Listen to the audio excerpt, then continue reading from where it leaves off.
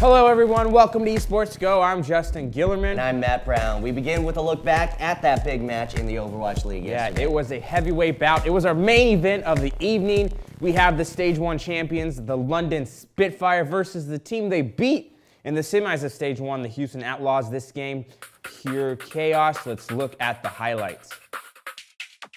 The Outlaws and Spitfire were evenly matched yesterday. In the end, it's brought to a tiebreaker, map 5, and we're heading back to Ilios.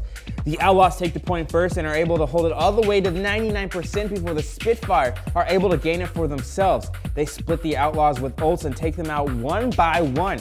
The Outlaws gain it back though with great picks from Jake's Tracer. It looks like the Outlaws might be able to take the win easily now, but the stagger comes just in time for overtime. Linkser seals victory for the Outlaws though when he Dragon Blades into 3 members of the London-based team. The Outlaws have taken round 1. Round 2 is nearly the same narrative. The Outlaws take the point first, but for not as long this time. The Spitfire are able to dive onto the point and take it from the Outlaws before they reach past 84%. They're able to hold it until 99, but the Outlaws bring it to overtime and stick onto the point to capture it for themselves. In the end, the Spitfire managed to make it back to the point in time to bring it to overtime, but their attack is not enough. The defense from the Outlaws is way too strong. The Outlaws take a 3-2 victory over the Spitfire to start out Stage 2 with a thrilling match. Wow, this was not only a big win, but it was an emotional win for the Outlaws. Raucus tweeted out that this game meant more to him for what he's been going through the past couple of weeks. And you just felt, Matt, that the entire Outlaws team really played together, really fed off that, willed themselves to win this game. This had that playoff type of atmosphere, and it's only week 1 here in Stage 2. Exciting start. Yeah, you could see the intensity build as the match went on. It's clear that Houston found their groove as it carried over to Stage 2. This is not a bad loss for the Spitfire by any means. All I can say is that there's a good chance that we can see these two teams again before the stage is over. And next, the Philadelphia Fusion and Boston Uprising clashed in what you could say was a regular season sequel to the Super Bowl. The Robert Kraft-owned Uprising are trying to become a powerhouse like the Kraft-owned New England Patriots. And on the other side, the Fusion replaced a big offensive weapon in Shadowburn, with player making his Overwatch League debut, EQO. Kind of like how the Philadelphia Eagles had to put in their backup quarterback to lead them to the promised land. Now let's take a look back at how this one went down. On map 2, the teams are on the former timebreaker map, Lijiang Tower, and the Uprising took round 1, meaning the Fusion are in need of 2 round wins to take map 2. The Fusion take the point first and are able to consistently push the Uprising all the way back to the spawn. And it isn't until they hit 96% that the Uprising are able to body the Fusion off the point, and the Uprising need to be perfect if they hope to take this round. In the end, well-placed ults and positioning overcome the Uprising defense, and the Fusion take the point and the victory. It's all tied up in round 3, and EQO secures some kills to secure the point first for the Fusion. The Uprising respond quickly though, and a Dreamcaster rifle leads the team to a point capture, and the Fusion's delay though is astounding, and they are able to gain 20% more before they are finally able to take it. The Fusion are able to take out the Uprising all at once on the point and take it back for themselves. They aggressively defend off the point so that the Uprising are not able to take it into overtime. The Fusion take the map 2 win. They will go on to win the next 2 maps and end the day with a 4-0 victory over the Uprising.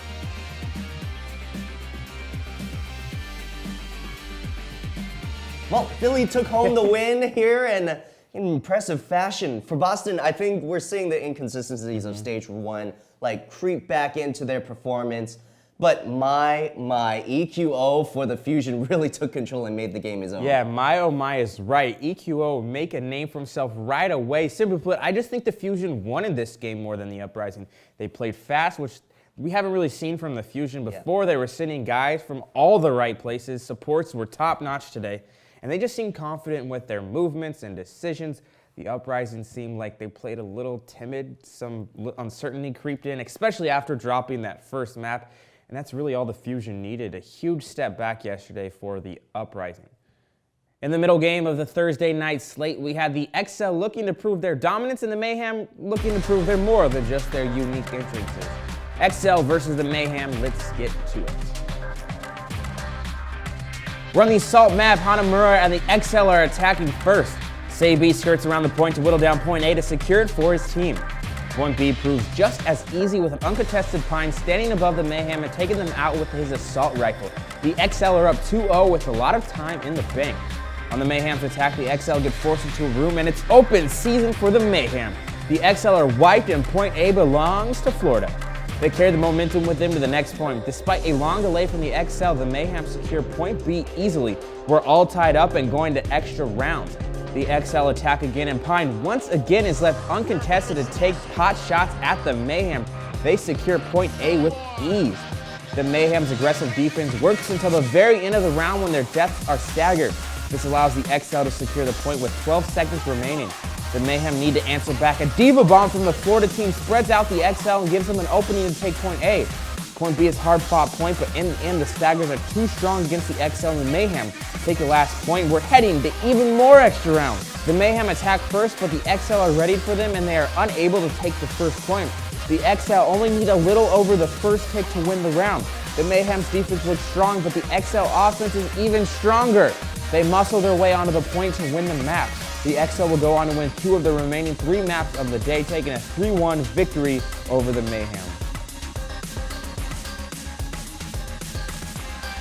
So this one turned out kind of like we thought was going to turn out. Yeah. But the XL had to be a little scared after Mayhem took map 2 and pushed map 3 to the brink. However, I just think overall that the XL are just a better team. The XL looked comfortable with this new meta and are looking to start anew here in stage 2. But man, the Mayhem looked good at times. Is it the fact that the XL were kind of poor today, or is the Mayhem that much improved? Well, hopefully it means that the Mayhem are improving as time goes on. Maybe as they work in their sub Zappis, they'll start playing with fresh eyes.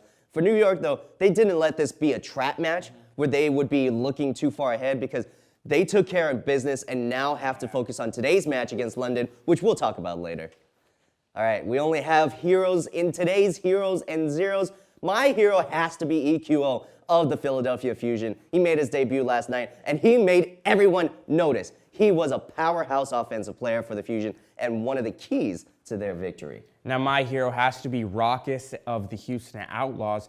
2 days after the end of stage 1, Raucus's father passed away. He took a break to take care of those personal matters, and he came back just in time for stage 2. They came, they saw, he conquered, they won, in part due to Raucus' stellar play. After the win, Raucus tweeted out, "We win over Spitfire. This victory means a lot more than just a normal victory for me because of what I've been going through the last week. I'm so proud of my team for helping me get back into it after a long break. Couldn't have asked for better friends. Love you guys."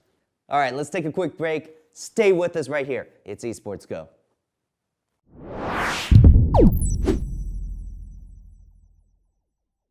Welcome back to Esports Go. Fans of a couple Overwatch League teams caught a glimpse into the future jersey sponsors after designs were leaked yesterday.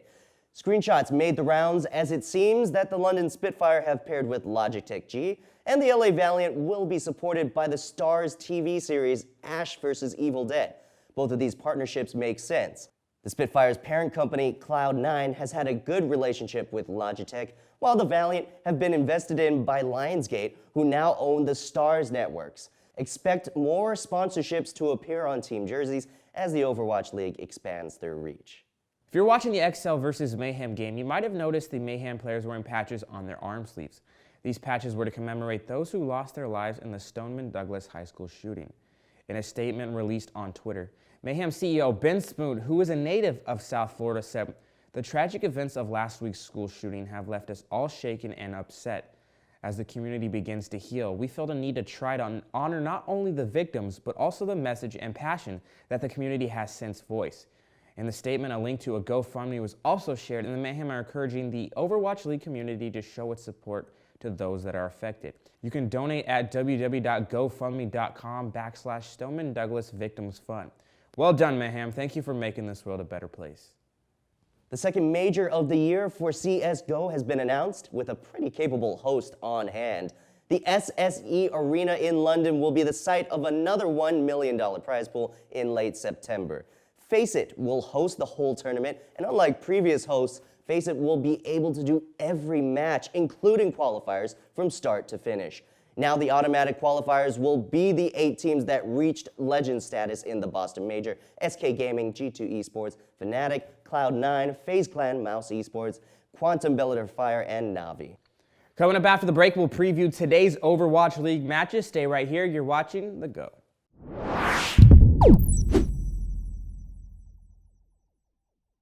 Welcome back, it's The Go. Let's take a look at today's Overwatch League matches. First up, it's a good one. A rematch of the Stage 1 finals, London versus New York. The XO could get right back into the top of our power rankings with a win here. And can you believe it, Justin? The Stage 1 champions could potentially start off 0-2 in Stage 2. Yeah, another juicy early week matchup here in Stage 2, but this is kind of a big one for the Spitfire. Already losing the Outlaws yesterday.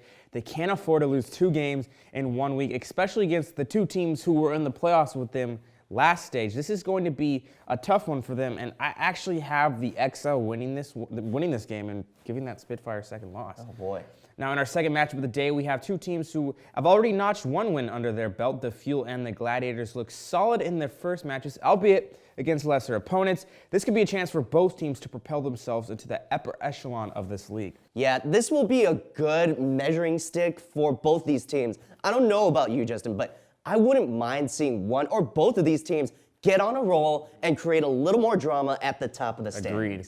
Yeah. And finally tonight, the Seoul Dynasty will end the night with the San Francisco Shock. The Shock really need to play together in order to pull off the upset here, because I think the Dynasty are back into their dominant ways. Yeah, the Dynasty looked really good in their first match against the Valiant. I expect much of the same going up against the Shock. I just don't think San Francisco matches up well with the way the Dynasty play on offense and set up their defense. But don't worry though, Shock fans. This just means Sinatra is that much closer. It does. I'm so ready for Sinatra to get bigger. All right, enjoy the matches today. And while you're at it, don't forget to browse our website, challengemedia.tv, for all your gaming news. Also, check us out and follow us on Facebook and Twitter as well. We'll be here all week with your news and highlights. Right here. Thanks for watching Esports Go. We'll see you next time.